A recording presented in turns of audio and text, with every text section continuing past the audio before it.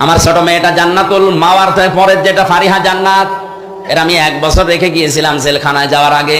এখন ওর বয়স 4 বছর।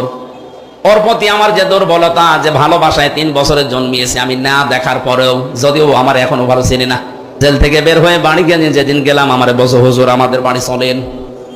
হুজুর আমাদের বাড়ি চলেন মানে ও যে আমার মেয়ে, আমি যার বাবা, ও আমার চেনেই না, মনে করে বিভিন্ন হুজুর আসে, আজকে মনে হয় হুজুরই এসেছে।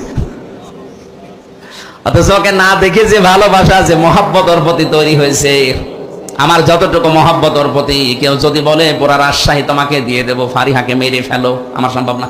কি ভালোবাসা ওর প্রতি বলেন তো আমার। অথচ আল্লাহ বলেন কিয়ামতে ফারিহাকে ও আমার কাছে হামজা বলবে, আল্লাহ মুক্তিপণ দিয়ে দিলাম, এইটাও নিন। এটা বলবো আমি যে বলবো, এটাকে বানাচ্ছি আমি, কোরআনে কারীম আমাকে জানাচ্ছে যেটা আমি বলবো। ফারিহা জান্নাতের মতো এত মহব্বত ভালোবাসার বস্তুকে যদি আমি